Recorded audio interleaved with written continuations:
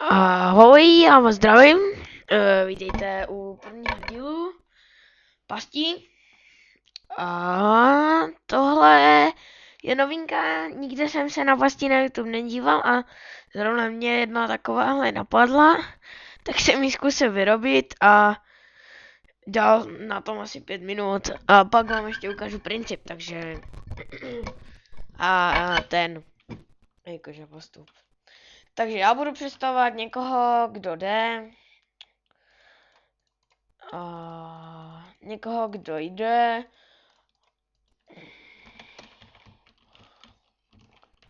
Jo, hele, barák. Tak se podíváme. Počkej, vypnu si kreativ. 0. Ne, tak 0. Hele, barák. Co to? Je, hezké to tu je.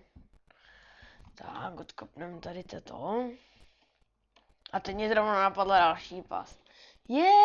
Hele, bedna. Jo, aha, no tak nic. A je mrtvý. Tak, a teď vám ukážu princip pasti.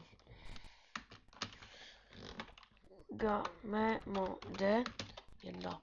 Jakože ještě v té bedně můžou být nastražené nějaké diamanty a tak. Takže takovýhle kousek prostoru vám stačí. Budete potřebovat chestu, trapec,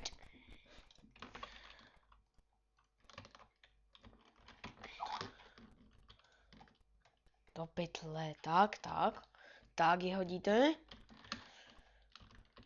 Pak dáte tady redstone, kde ho máme, tady. Počkej, tak, tady dáme sticky piston. Lagy, omlouvám se, to ještě budu natáčet Minecraft, až budu mít na čas. Tady dáme torčky redstone.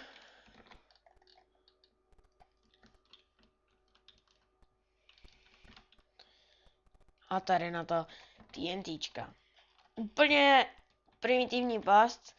A když otevřete trapec chestu, toto se posune, hodíte na ty a boom. Tak, určitě vyzkoušejte na nějakém serveru. Tak, děkuji za pozornost. Děkuji, ježišmarja, děkuji za zhlédnutí, děkuji za každý like a odběr. A tím někdo napsal na Skype like a odběr. Takže zatím čus. Ne, nebudu kopírovat toho menta, takže zatím čau.